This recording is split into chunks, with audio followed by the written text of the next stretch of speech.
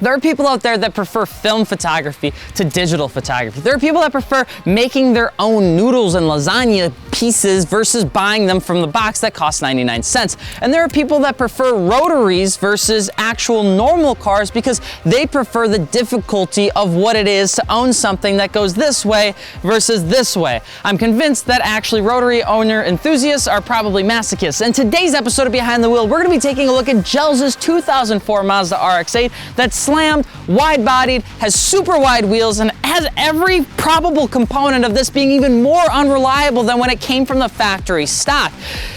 But why are we driving this?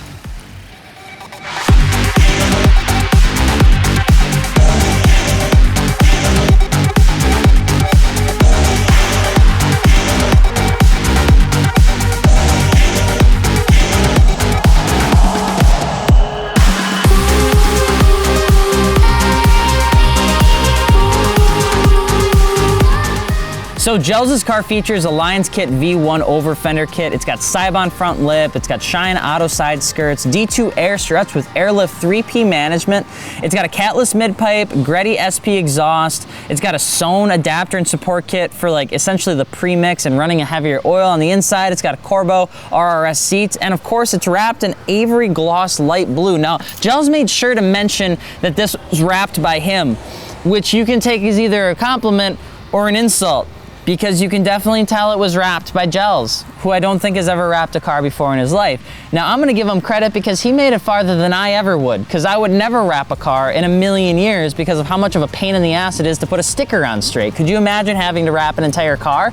Now, the wheels are where I really wanna get into it because it does feature a Novia Forged Titans multi-piece wheels, which are bangingly good looking wheels. These are 18 by 9.5 negative 25, and the rears are 18 by 10.5 negative 30. So these are big boys. Now, my favorite part about the wheel and tire combo though is the cheap ass tires he chose to go with, the Kumo X does, because of course when you're running insanely probably expensive and nice wheels, you gotta go with the cheapest tires. I'm pretty sure it's just something that you need to do if you're gonna stand your car. It's a pretty good setup though. You get really good fitment on this, specifically with the over fender kit, but now we actually need to see what it's like to drive. Triangles. If you watched regular car reviews back in like 2016, you know that Mazda had an affinity for triangles in this car. There's triangles everywhere. They put triangles in every possible spot they could. In fact, I think Gels had to take some of the triangles out as he was modifying the car. But you guys let me know if you actually think the Mazda RX-8 is a nostalgic platform that's worth jumping into in the comment section, or if you think all of the negative rapport that this car, mostly the engine, has, and if that's worth staying away from. This is a 1.3 liter, 240 horsepower engine.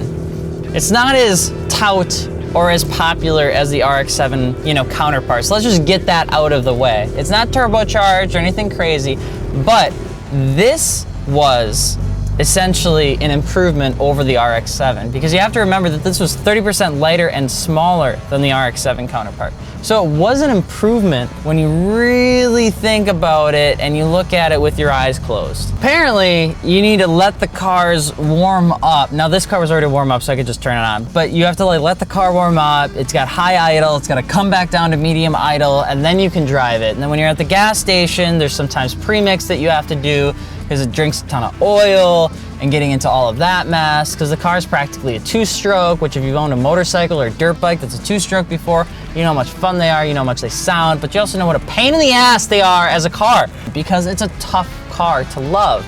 They're more difficult to keep up, and if you can modify them, the answer is yes, of course you can modify these cars. The question is, do you actually want to? Now, people go into this like, can you modify an RX-8? The answer is obviously yes, you can. I mean, look what we're driving right now. The car looks fantastic. I think Gels' car looks great. I like it way better without the massive wing on the back. That's just my personal opinion. But you can modify these cars. But what I can say is Rotaries, particularly this RX-8, also requires another level of modification. And that is just modification to make it a car. You'll notice that he mentioned that there was like a Sohn's modification piece to help with the premix. There's a lot of other things that you do. This is pinned.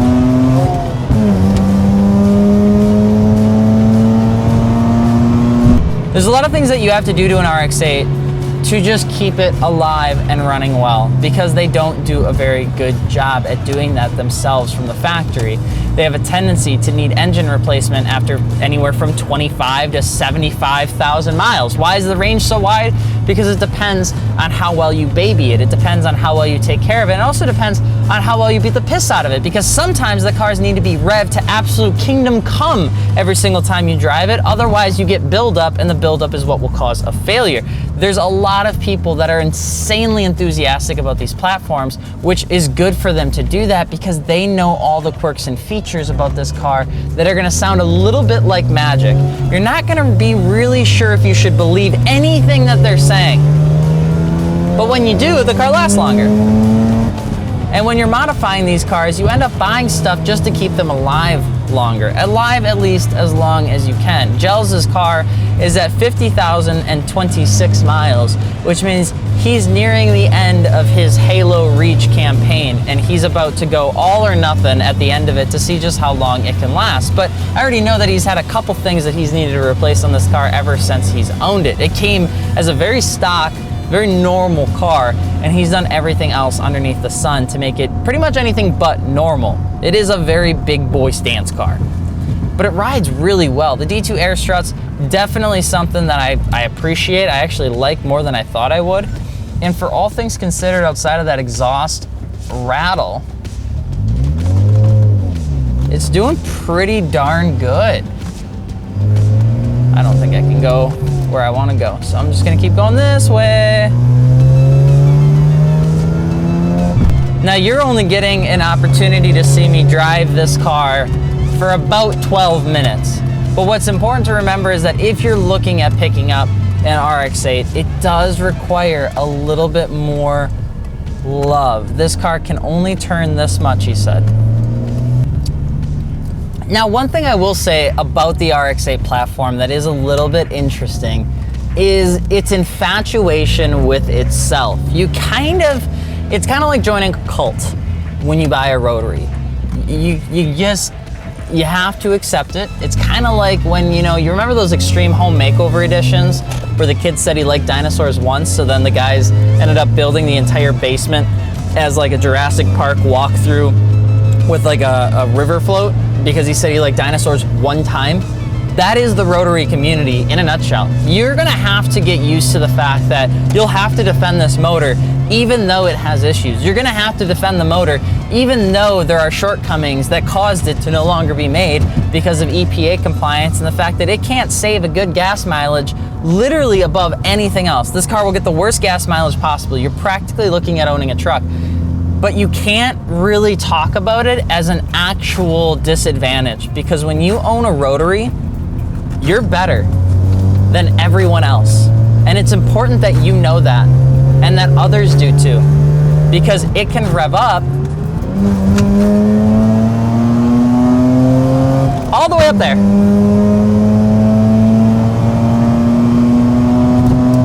It's not very fast, but it is fun. It's nostalgic. That's one of the things that Gels loves about this car. And props to Gels. I've driven a lot of wide body cars, or at least modified cars, with aftermarket seats and wide body and three-piece wheels that are the size of half a torso, and they ride like dog shit. They ride so bad, and it's kind of not fun. It looks good, sure, for the Instagram, but we'll get there. Hold on. There it is. There it was.